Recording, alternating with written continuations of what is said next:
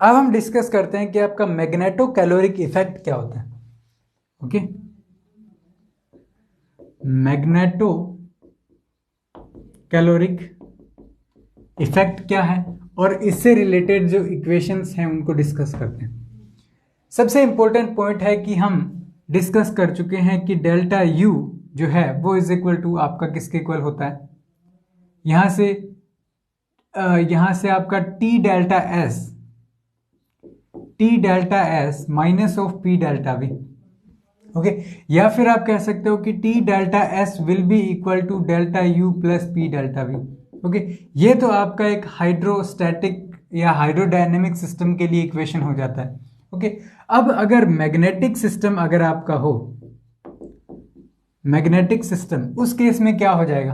Okay, so ये जो equation है कुछ इस तरीके से चेंज हो जाएगा कि T delta S will be equal to delta U minus, because potential energy negative होती है ना, so B into D M.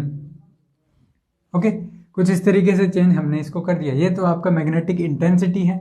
Okay, और ये आपका हो जाता है मैग्नेटिक डाइपोल मोमेंट जो आप यूज करते हो। ओके, सो यहां पर ये जो इक्वेशन है ये हमारे पास कुछ ऐसा आ जाता है। ओके, अब यहां से चेक कीजिए, यहां से हम क्या कह सकते हैं कि अगर मैं डी यू फाइंड आउट करना चाहूं तो D U will be equal to T delta S plus B D M. Okay, अब यहां पर अगर आप चेक करो तो बी और एम दो ऐसी क्वांटिटीज हैं जिनके ऊपर आपका इंटरनल एनर्जी सपोज अगर डिपेंड करता है। ओके, सो अगर इसका मैं कुछ इस तरीके से कहूं कि delta U divided by delta M अगर जो है, बिकॉज दो वेरिएबल्स हैं, हम क्या करते थे कि वेरिएशन चेक करना है इंटरनल एनर्जी का विद रिस्पेक्ट टू जो आपका डाइपोल मोमेंट है, मैग्नेटिक मोमेंट है उसके साथ। ओके, मैग्नेटिक मोमेंट के साथ चेक करना है। सो यहां से हम क्या कह सकते हैं कि delta U divided by delta M will be equal to, यहां से आपका हो जाएगा T delta S divided by delta M. Okay, और यहां पर आपका प्लस, यहां पर आपका क्या आ जाता है, ये आपका यहाँ पर बी आ जाता है, और डेल्टा एम से डेल्टा एम यहाँ से कैंसिल हो जाता है, और यहाँ पर आपका बी जो है, सॉरी यहाँ पर आपका जो टी जो है वो आपका क्या रहने वाला है, यहाँ पर कांस्टेंट रहने वाला है, टेम्परेचर कांस्टेंट है। सो ये जो इक्वेशन है ये आपकी क्या होती है, फर्स्ट एनर्जी इक्वेशन है।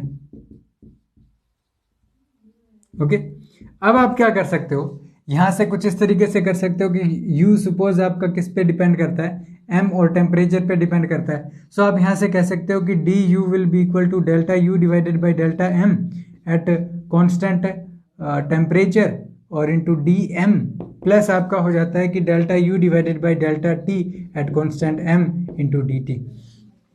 सो यहां से अगर आप चेक करो इस इक्वेशन से, सो यहां से हम क्या कह सकते हैं कि अगर इसका वैल्यू सब्सटीट्यूट करते हैं हम, अगर इस इक्वेशन में वैल्यू सब्सटीट्यूट करते हैं सपोज, सो हम क्या कह सकते हैं कि सो यहां से आपका टी डेल्टा एस किसके इक्वल हो जाएगा, टी डेल्टा एस इसको इक्वल करोगे तो आपके पास डी यू का वैल्यू सब्सटीट्यूट करें तो D U is equal to किसके इक्वल है, यहां से चेक करो।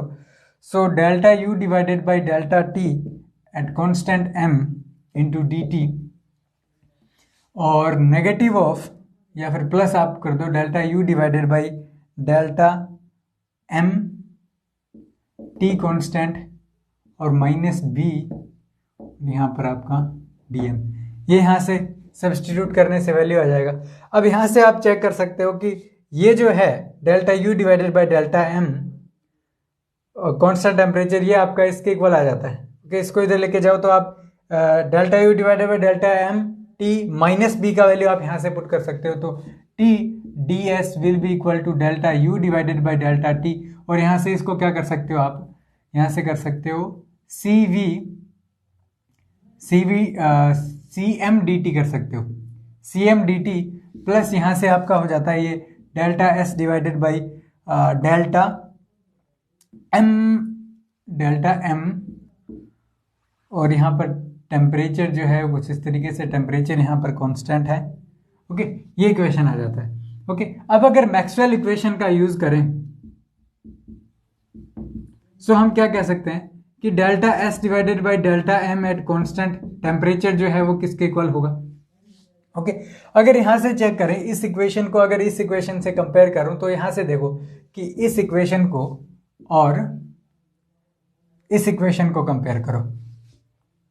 हमें पता है कि आपका डेल्टा एस डिवाइडेड बाई आपका डेल्टा वी जो है एट कांस्टेंट टेम्परेचर किसके इक्वल होता है, delta P divided by delta T at constant volume. So इसकी टर्म्स में अगर इसको चेंज करूं तो मेरे को क्या करना पड़ेगा, मेरे को करना पड़ेगा कि P को आपको -B से रिप्लेस करना है और V को आपको M से रिप्लेस करना है। तो यहां से कह सकते हो कि delta S divided by delta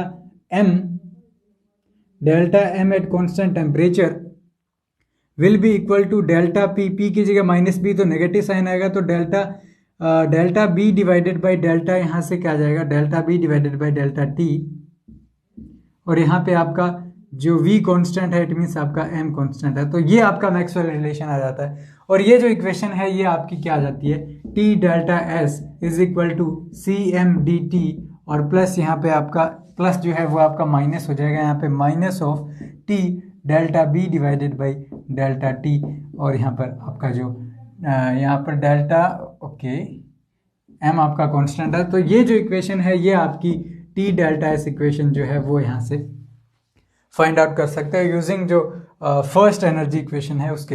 okay अभी हमने जो फर्स्ट मैग्नेटिक इक्वेशन फर्स्ट आपका जो एनर्जी इक्वेशन है वो हमने किसी मैग्नेटिक सिस्टम के लिए फाइंड आउट किया था। ओके और उसके रिस्पेक्टिव जो टी डेल्टा एस इक्वेशन है उसको भी फाइंड आउट किया। अब हम जो आपका सेकंड एनर्जी इक्वेशन जो है उसको अब हम क्या करेंगे, डिराइव करेंगे। सो हम यहां से क्या कह सकते हैं, इस इक्वेशन से देखिए हम पहले हमने क्या किया था, delta M divided by delta U divided by internal energy का वेरिएशन डेल्टा M के रिस्पेक्ट में एट कांस्टेंट टेम्परेचर चेक किया था।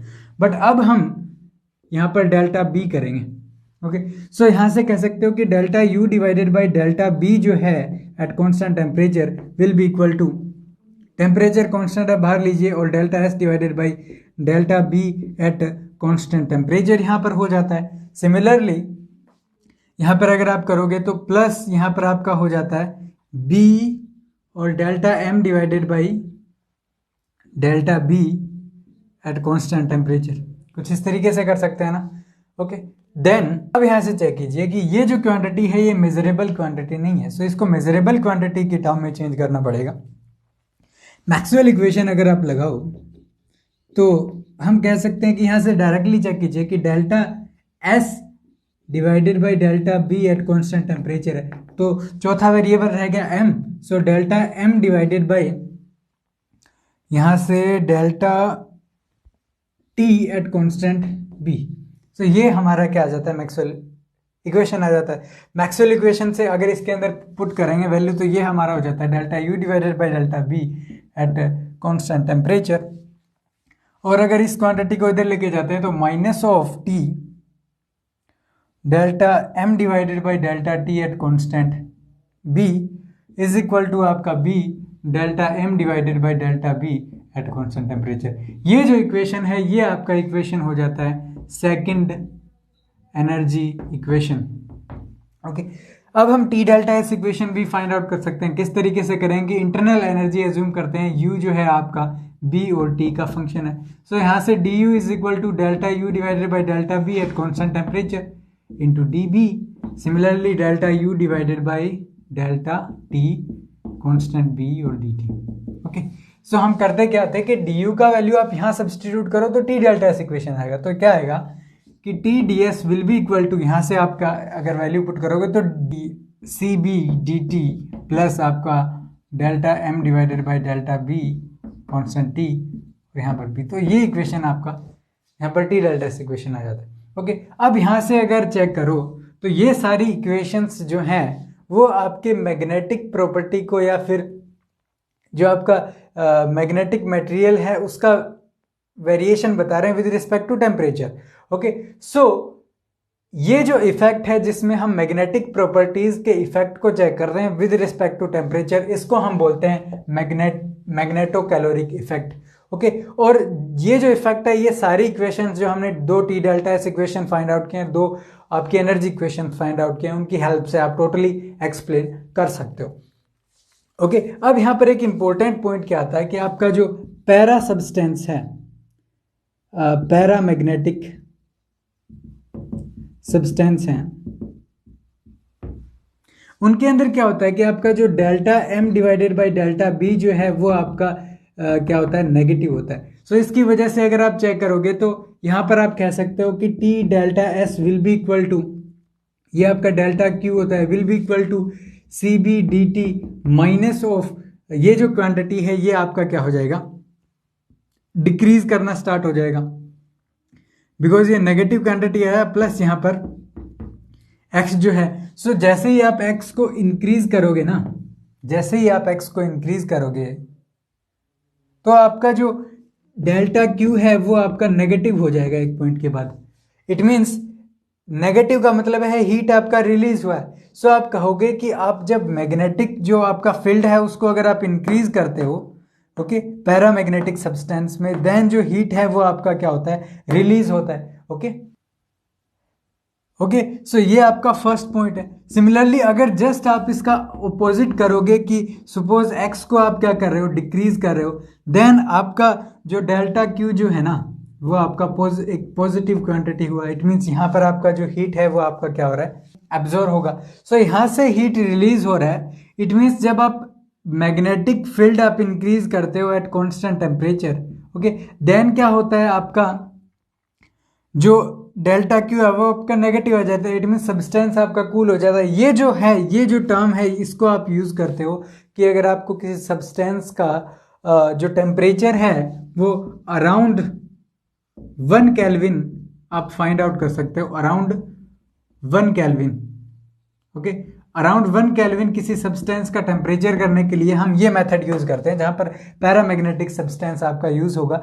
ओके, जैसे ही आप मैग्नेटिक फील्ड इंक्रीज करोगे एट कांस्टेंट टेम्परेचर, आपका डेल्टा क्यू नेगेटिव हो जाएगा और आप कह सकते हो कि यहाँ पर आपका हीट रिलीज हो रहा है, और हीट रिलीज होने की वजह से जो आपका सिस्टम है वो कूल डाउन हो जाएगा, और इसकी वजह से आपका जो टेम्परेचर है वो आप अप्रोक्सीमेटली 1 केल्विन के अराउंड जो टेम्परेचर है वो आप यहाँ से फाइंड आउट कर सकते हो इस मेथड से। तो ये एक इम्पोर्टेंट पॉइंट था, इसका हम यूज़ करेंगे आगे कि किस तरीके से आप 1 केल्विन टेम्परेचर जो है उसका ज़रूरत पड़ेगा हमें आगे, जो हीलियम वगैरह उनका जो स्टैटिस्टिकल जो बिहेवियर है अगर उसको चेक करेंगे देन। ओके, सो ये तो एक तरीके से मेथड था कि किस तरीके से आप 1 केल्विन के अराउंड टेम्परेचर आप बना सकते हो। ओके, और हम यहाँ पर डिस्कस कर चुके हैं कि आपका मैग्नेटोकैलोरिक इफेक्ट जो है, मैग्नेटिक फील्ड का variation with respect to temperature, आप टी डेल्टा एस इक्वेशन और जो एनर्जी इक्वेशन है उनकी हेल्प से किस तरीके से आप एक्सप्लेन कर सकते हो। ओके।